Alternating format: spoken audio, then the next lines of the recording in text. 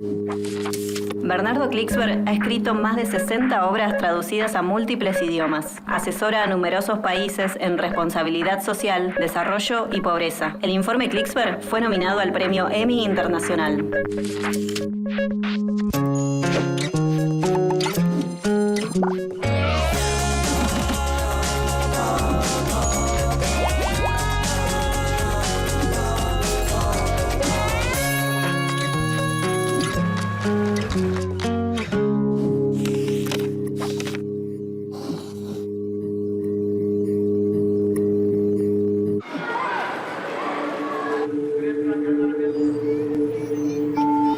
De privatización de la línea ferroviaria. Con un proceso de hiperinflación realmente. Lleven adelante el ajuste que realiza el gobierno. Desocupados, disfrazados de ocupados. Nosotros privatizamos los bancos, la compañía telefónica.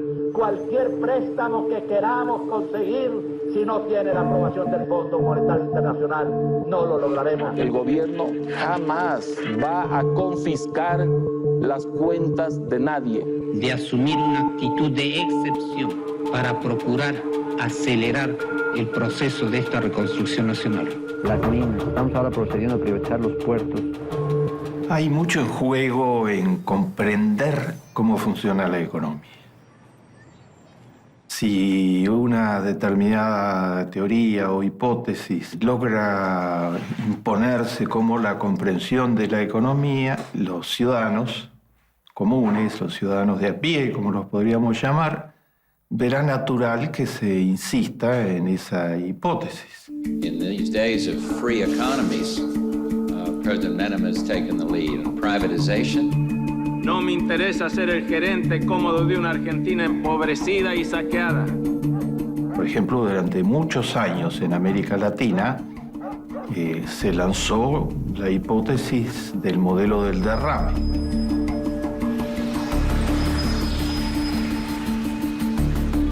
Y esa hipótesis, llevada adelante por una abrumadora masa de medios de comunicación y por un discurso político permanente de apostar al modelo del derrame en los años 80 y 90 en América Latina, se presentó ante los ciudadanos como un simple hecho.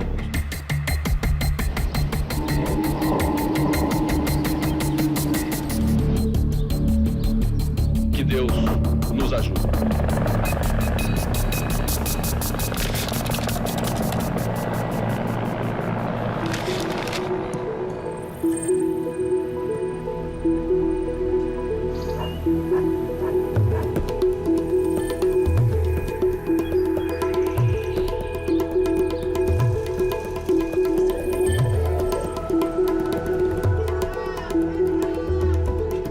El modelo del derrame significaba que había que tener paciencia y apostar todas las energías de los países latinoamericanos a que la economía creciera, a que el Producto Bruto subiera.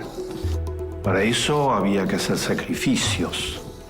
La población tenía que ajustarse el cinturón. Lo que significaba salarios bajos, poco crédito para las pequeñas y medianas empresas, la competencia a través de las libres importaciones de productos extranjeros, en muchos casos subsidiados. Después de la postergación de las inversiones en educación y salud, después de todo eso vendría la época dorada. Dejémosle a las generaciones que vienen un país estable y con las herramientas necesarias para enfrentar con éxito el futuro. O sea, la economía crecería, habría baja inflación, entre otras razones porque se reducía al máximo la demanda por los sufrimientos y las bajas en el nivel de vida de la población, y eso atraería inversiones que harían crecer más la economía. Y finalmente habría el happy end de las películas de Hollywood.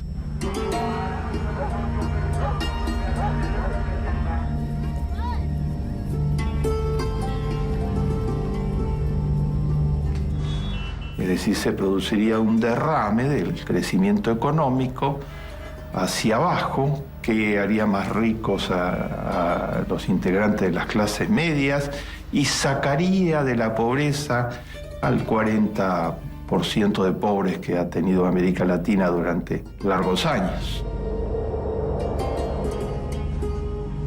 La historia parecía promisoria, como algunas de las películas de Hollywood, pero esto era mucho peor que cualquier película inventada sobre bases irreales totalmente.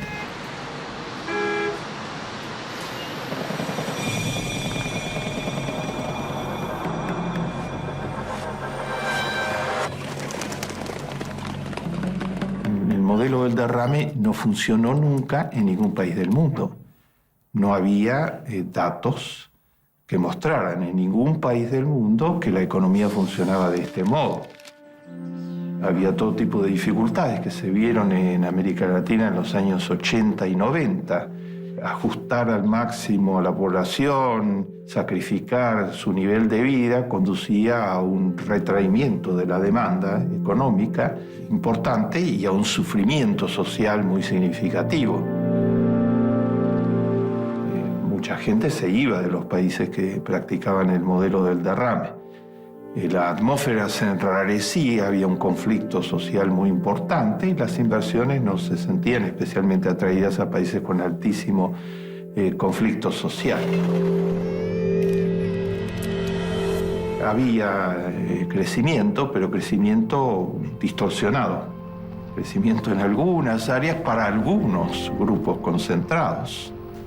La mayoría quedaba excluida y finalmente la promesa central de que en algún momento la economía derramaría a los de abajo y a los del medio no se cumplía nunca. Al contrario, la economía tendía a concentrarse más y las desigualdades aumentaban.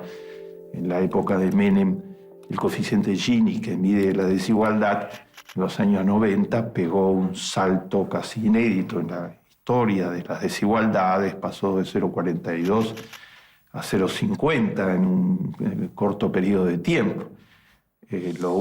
Había un derrame al revés.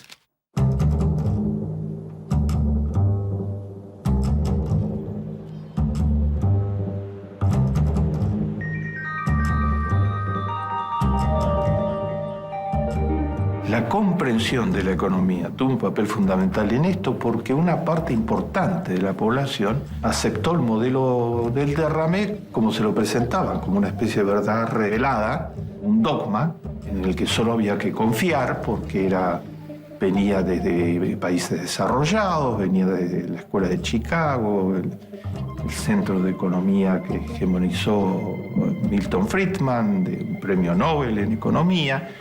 Y esta versión resumida que he presentado para consumo popular debía ser aceptada por eso. Y fue hecha suya por sectores importantes de la población que la apoyaron y esperaron el derrame.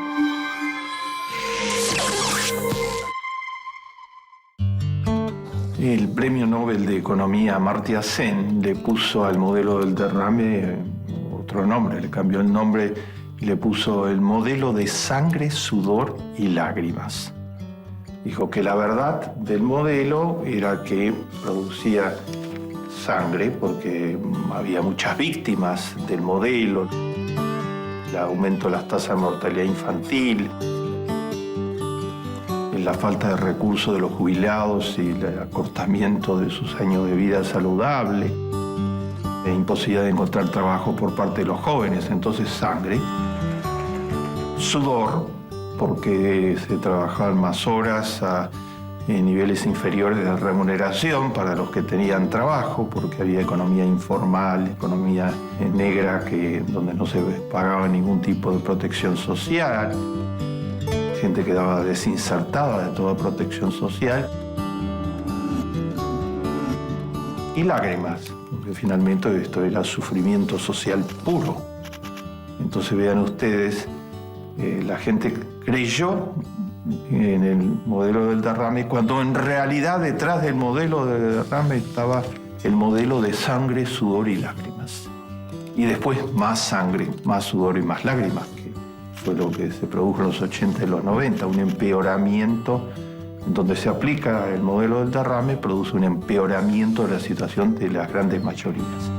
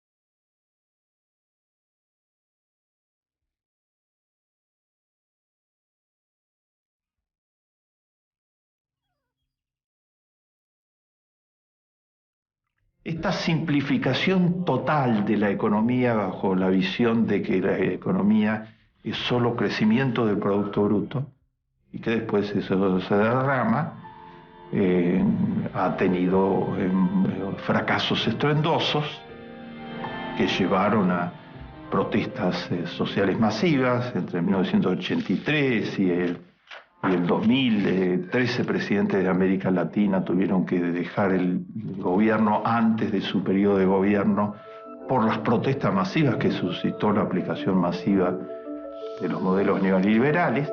Una manifestación de los distintos gremios donde se ha impedido el paso de vehículos. La medida se inició con el corte de rutas. Está comenzando a llegar la primera columna. El intento de gobierno del presidente Fujimori por volver el país a la normalidad antes de la llegada de la comisión de la OEA esta noche no será fácil. Ha surgido un cuestionamiento profundo que no solo cuestiona el camino no es el derrame, sino que cuestiona el objetivo último. El objetivo último no es el crecimiento, es el desarrollo. Se pasó de la idea de crecimiento, un país tiene que crecer, el Producto Bruto tiene que crecer, a la idea de desarrollo. Un país se desarrolla cuando se desarrollan sus habitantes, cuando se desarrolla el potencial de sus habitantes.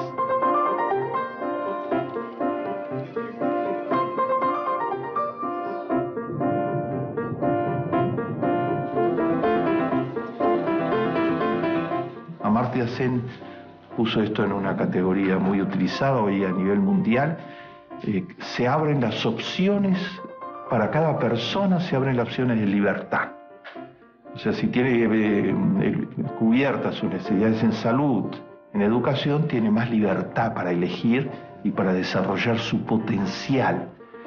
Desarrollo es diferente de crecimiento. Incluye crecimiento, pero no es solo crecimiento.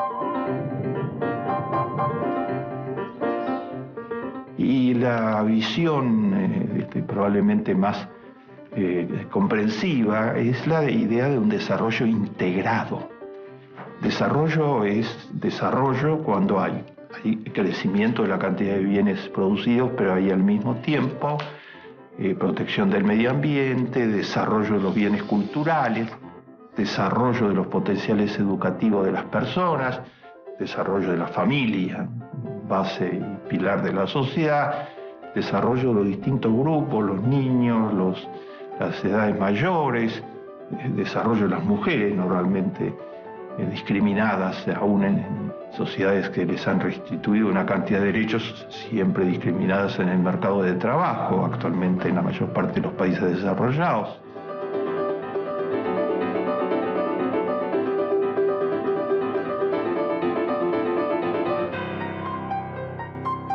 Desarrollo integrado. Y es posible avanzar hacia el desarrollo integrado. Primero hay que tratar de eliminar los obstáculos que significan las falsas teorías sobre el desarrollo.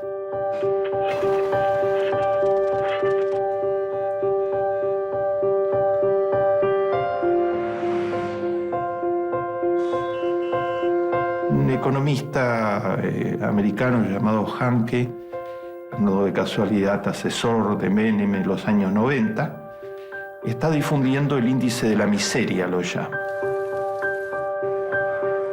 Y entonces hizo una tabla de los países del mundo, países más miserables, países menos miserables, medianamente miserables, y lo basa en indicadores exclusivamente macroeconómicos. Dice que hay que sumar la tasa de inflación, el índice de desocupación y la tasa de interés de los créditos y restarle a eso el crecimiento que hubo en el Producto Bruto. Entonces eso daría la miseria, los grados de miseria, etc. Dice que los países latinoamericanos estarían entre los más miserables del planeta y que uno de los países líderes en no miseria, según su índice, sería el sultanato de Brunei, en Medio Oriente, uno de los países petroleros.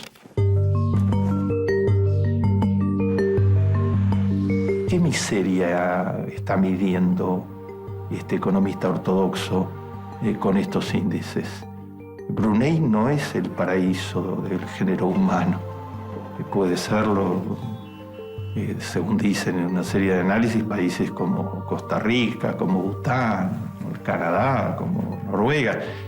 Pero Brunei es una típica sociedad totalmente jerárquica, de tipo medieval, donde unos pocos, los sultanes y su familia, tienen todo bajo control y en sus manos, y la inmensa mayoría tiene posibilidades de desarrollo, opciones de libertad, como diría Amartya Sen, absolutamente limitadas. Entonces no funciona el índice de Hanke.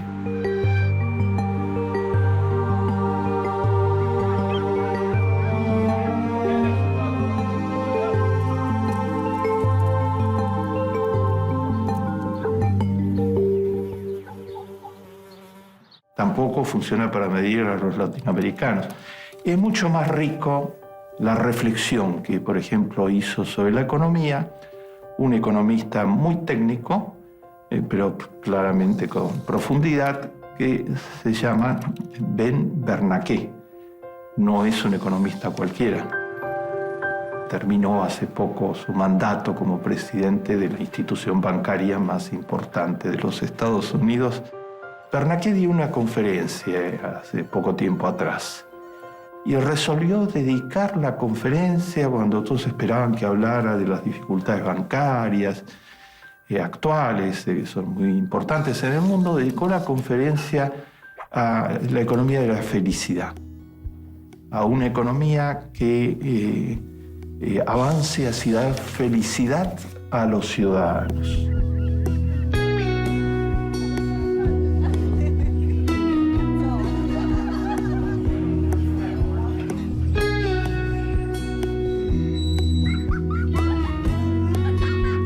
Por un lado, cita a Adam Smith y dice que Adam Smith escribió: por más egoísta que pueda ser una persona, hay ciertos principios en la naturaleza de los seres humanos que hacen que se interesen en la felicidad de los otros y que la felicidad de los otros les produce felicidad a ellos mismos. ¿Qué les parece? Porque resulta que Adam Smith es el creador de la economía de mercado, porque resulta que la suposición del modelo del derrame es el sufrimiento de la inmensa mayoría, la felicidad no existe en ningún momento. Adam Smith decía no, el mundo no es así.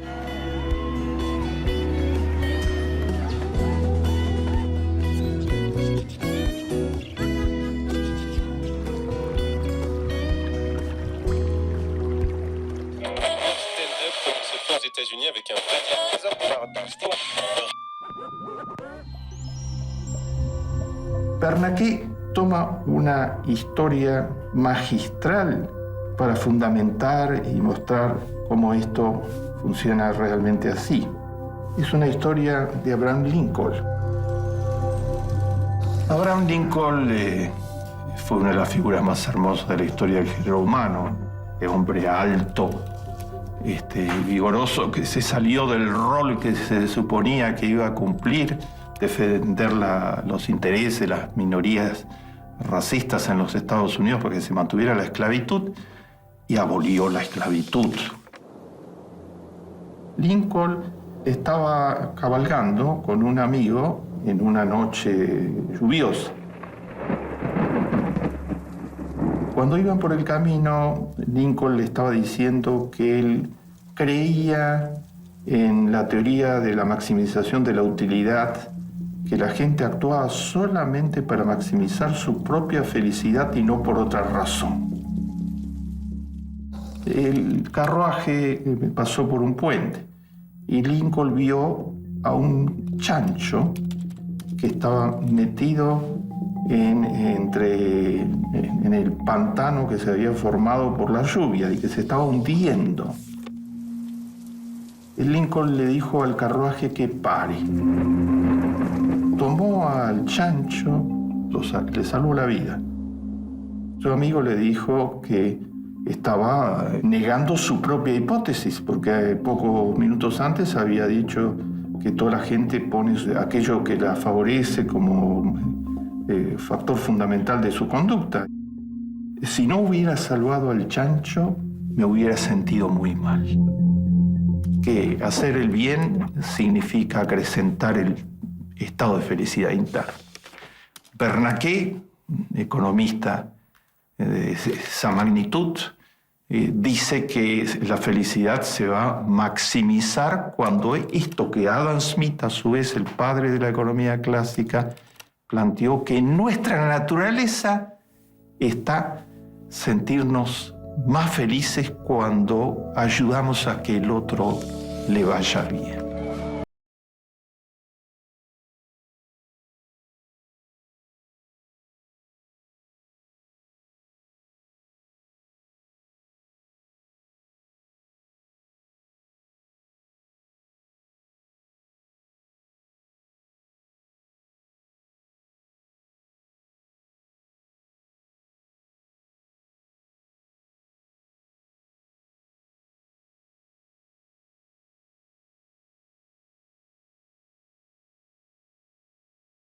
Está la economía que apuesta solo al crecimiento y al derrame y que no logra ni crecimiento estable ni derrame y además reduce la felicidad. Y sí logra generar insolidaridad, carrerismo, oportunismo, falta de escrúpulos. Está la otra, esta de Lincoln, de Adam Smith, de Bernanke, que dice que es posible avanzar hacia la felicidad maximizando la felicidad de los otros, porque eso lleva a mejorar la propia felicidad. En una palabra, como dice la Biblia, el que ayuda al otro se ayuda a sí mismo.